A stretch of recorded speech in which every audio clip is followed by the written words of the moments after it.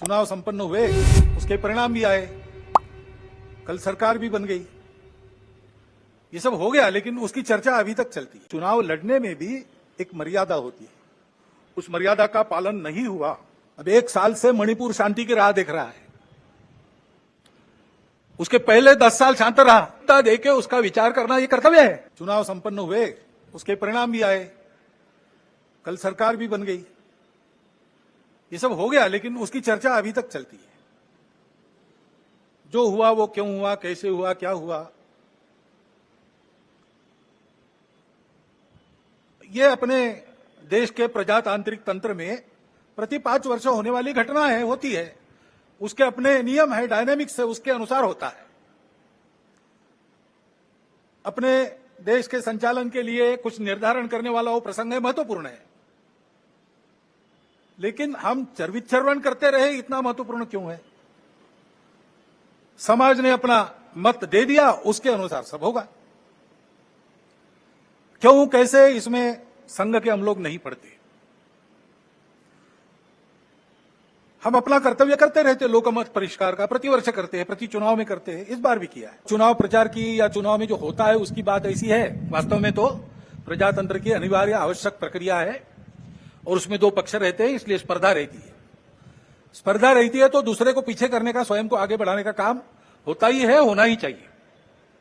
परंतु उसमें भी एक मर्यादा है, असत्य का उपयोग नहीं करना।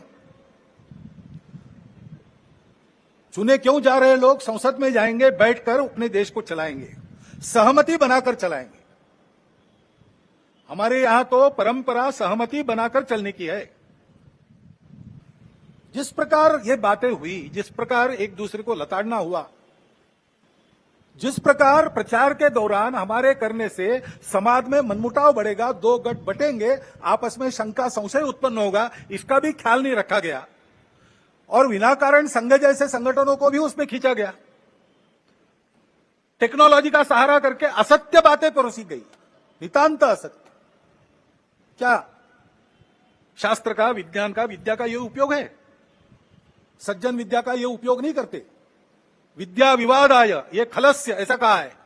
विद्या विवादाय धनम मदाय शक्ति परेशान परपीडनाय खलस्य साधो विपरीतमेतत् ज्ञानाय दानाय च रक्षणाय। विद्या का उपयोग प्रबोधन करने के लिए होता है। लेकिन आधुनिक विद्या, टेक्नोलॉजी का उपयोग असत्य परोसने के लिए किया गया। ऐसे से देश कैसे चलेगा भाई? आखिर सबको देश ही चलाना है ना। 2 पक्ष है, विरोधी पक्ष कहते हैं, मैं प्रतिपक्ष कहता हूं। वो विरोधी नहीं है, उसको विरोधी मानना भी नहीं चाहिए।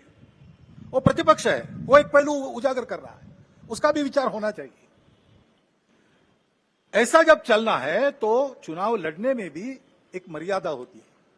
उस मर्यादा का पालन नहीं हुआ, क्योंकि उसका पालन होना इसलिए आवश्यक है कि हमारे देश के सामने चुनौतियां समाप्त नहीं हुई और सरकार बन गई। वही सरकार फिर से आ गई, एनडीए की। अब 1 साल से मणिपुर शांति की राह देख रहा है, उसके पहले 10 साल शांत रहा,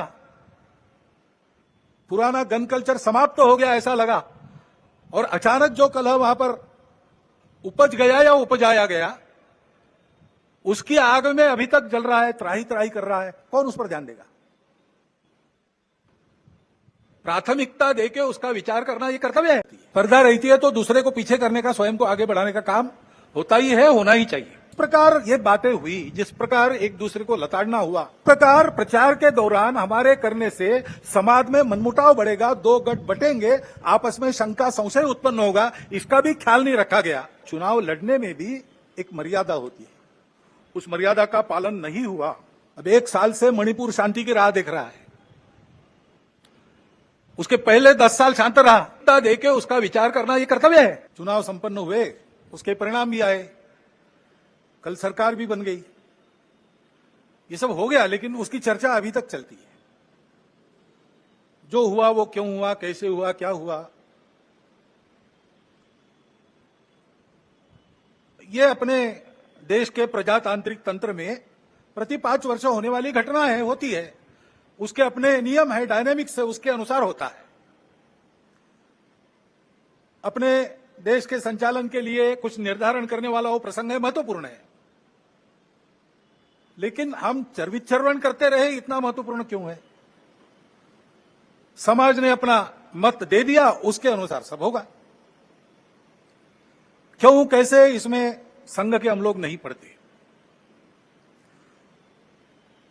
हम अपना कर्तव्य करते रहते, लोकमत परिष्कार का प्रतिवर्ष करते हैं, प्रति चुनाव में करते हैं, इस बार भी किया है। चुनाव प्रचार की या चुनाव में जो होता है उसकी बात ऐसी है, वास्तव में तो प्रजातंत्र की अनिवार्य आवश्यक प्रक्रिया है और उसमें दो पक्ष रहते हैं, इसलिए स्पर्धा रहती है। स्पर्धा रहती है तो दूसरे को पीछे करने का, स्वयं को आगे बढ़ाने का काम होता ही है, होना ही चाहिए। परंतु उसमें भी एक मर्यादा है, असत्य का उपयोग नहीं करना।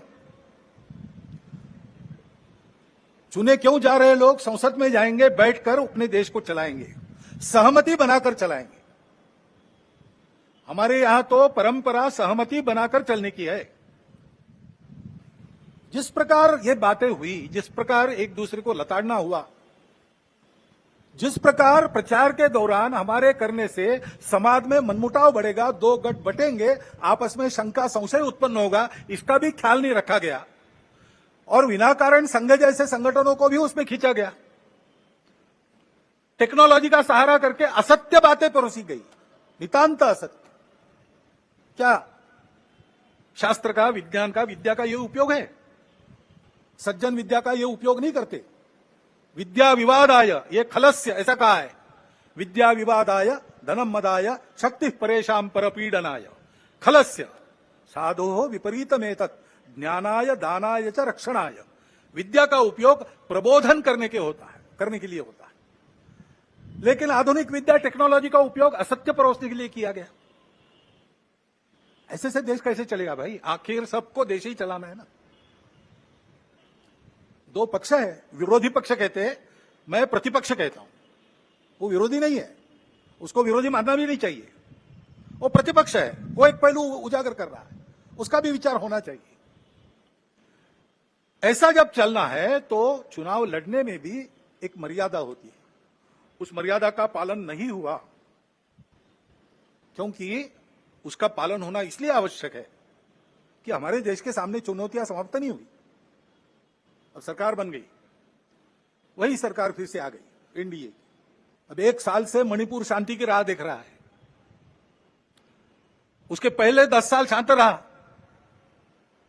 पुराना गन कल्चर समाप्त हो गया ऐसा लगा, और अचानक जो कलह वहां पर उपज गया या उपजाया गया, उसकी आग में अभी तक जल रहा है, त्राही त्राही कर रहा है। कौन उस पर ध्यान देगा? प्राथमिकता देके उसका विचार करना ये कर्तव्य है।